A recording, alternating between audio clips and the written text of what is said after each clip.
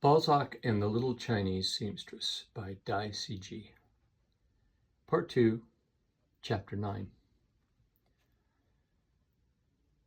Had you seen me on my way to the 1,000-meter cliff that summer's day in 1973, you'd have sworn I'd stepped out of an official photograph of a Communist Party conference or out of the wedding portrait of a revolutionary cadre. I wore a navy blue jacket with a dark gray collar made for me by the little seamstress. It was an exact copy of the jacket worn by Chairman Mao, from the collar down to the shape of the pockets and the trimmings on the sleeves, a trio of little brass buttons that caught the light every time I moved my arms.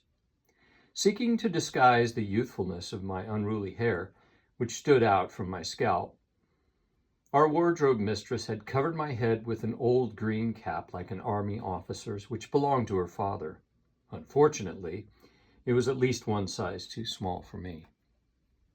As for Luo, in keeping with his secretarial status, he wore a faded army uniform, which we had borrowed the day before from a young peasant recently returned from military service. On his chest shone a fiery red badge with Mao's head in gold relief, his hair solidly slicked back.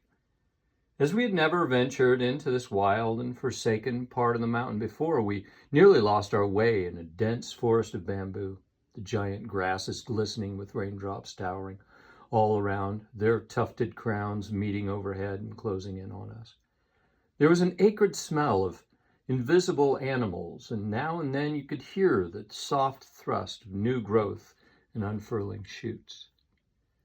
The more vigorous species of bamboo can, it seems, grow as much as 30 centimeters in a single day. The old Singer's water mill straddled a torrent that fell from a tall cliff. It was like a relic from the past, with its enormous wheels of white stone veined with black turning at an appropriately measured rural sort of pace. Inside, on the ground floor, the wooden planking shook. Looking down through the gaps between the ancient warped floorboards, you could see the water rushing between large rocks. The crunching sound of stone turning on stone reverberated in our ears.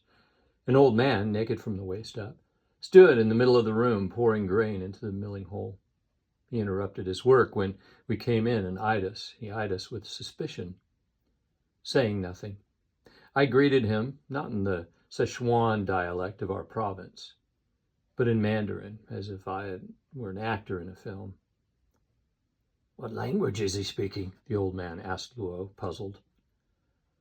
"The official language," replied Luo. "The language of Beijing. Don't you speak Mandarin?" "Where's Beijing?" We were taken aback by his question, but when we realized he was speaking in earnest, we couldn't help laughing. For a moment, I almost envied him his complete ignorance of the outside world. "Paiping, does that ring a bell?" Luo asked. "Paiping?" the old man said. "Certainly. It's the big city in the north." "They changed the name 20 years ago, little father," Luo explained. And this gentleman here, he speaks the official language of Baiping, as you call it." The old man threw me a look of deep respect. He stared at my Mao jacket, then fixed his eyes on the trio of buttons on the sleeves. He reached out to touch them with the tips of his fingers. "Such pretty little things. What are they for?" he asked. Luo translated his question for me. I replied in my shaky Mandarin that I didn't know. But my interpreter told the old miller that I had said that they were the mark of a real revolutionary cadre. "This gentleman," Luo went on in his suave conman voice, "has come all the way from Beijing for the purpose of collecting the folk songs of his region, and every citizen who knows any is duty-bound to pass them on to him." "Our mountain songs?" the old man asked, glancing suspiciously in my direction. "They're not proper songs, you know. They're just ditties, old ditties." "What this gentleman is looking for is precisely that, the authentic, robustly primitive words of ancient ditties." The old miller mulled over this very precise request. Then he grinned at me with a strange, crafty glint in his eyes. "Do you honestly think?" "Yes, I do," I replied firmly. "Does the gentleman really wish me to sing that kind of rude nonsense for him? Because you see, our ditties, as everyone knows, are—" He was interrupted by the arrival of a party of peasants carrying heavy burdens on their backs. I was very worried indeed, as was my so-called interpreter. I whispered in his ear, "Shall we make a run for it?" But the old man, turning for us, asked Luo, "What's he saying?" Whereupon I felt myself blush, and to hide my embarrassment, I quickly went to offer the peasants some help with unloading their burdens. There were 6 of them. Not one had ever been to our village, it seemed, and once I had made sure they had no idea who we were, I felt better. They deposited their heavy cargoes of maize for milling on the ground. "Come along now. Let me introduce you to this young gentleman from Baiping," the old miller told the peasants. "See the 3 little buttons on his sleeves?" Transformed, radiant, the old hermit took my wrist, raised it in the air, and waved it to and fro in front of the peasants for them to admire the silly yellow buttons. "You know what they are?" he cried, liquor squirting from his mouth. "They're the mark of a revolutionary cadre." I was amazed at the strength in this scrawny old man's calloused hands. His vice-like grip on my wrist almost cracked the bone. Conman Luo stood next to us, translating the miller's words into Mandarin, with all the serious air of an official interpreter. I found myself nodding and shaking hands with everyone like some political leader in a newsreel, while I stammered civilities in very poor Mandarin indeed.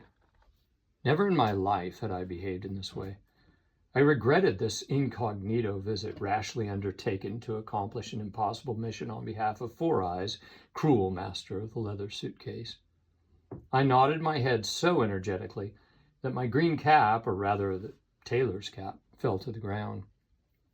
The peasants went away at long last, leaving behind a mountain of maize for grinding. I felt utterly drained, and my head was aching badly from the tight-fitting cap, which felt more and more like a metal clamp on my skull. The old miller led us up a shaky wooden ladder, from which 2 or 3 rungs were missing, to the next floor. There he hurried over to a rattan basket and drew out a calabash filled with liquor in 3 small beakers. "It's not so dusty here," he said, grinning. "Let's have a drink." The floor of this large, dimly lit space was scattered with pebbles, which we suspected were the jade dumplings Four Eyes had told us about. Like downstairs, there was not a stick of furniture except for a large bed. On the wall hung the dark, dappled skin of a leopard or panther, and a musical instrument, a sort of bamboo viol with 3 strings. The old miller invited us to sit down on his bed. It was the very bed to which Four Eyes owed his painful memories. I glanced at my interpreter, who was clearly just as apprehensive as I was. "Wouldn't it be more pleasant to sit outside?" faltered Luo, his nerves beginning to fray. "It's so dark in here." "Don't worry, I'll take care of that." The old man lit an oil lamp and put it down in the middle of the bed. The reservoir was nearly empty, so he went off in search of fuel. He returned the next minute with a calabash full of oil. He poured some on the lamp and placed the half-full calabash next to the one containing the liquor. Huddled around the oil lamp, we squatted on the bed and drank. Right next to me was a bundle of soiled clothes rolled up in a spare blanket. As I sipped my drink, I could feel the tiny insects crawling up one of my legs.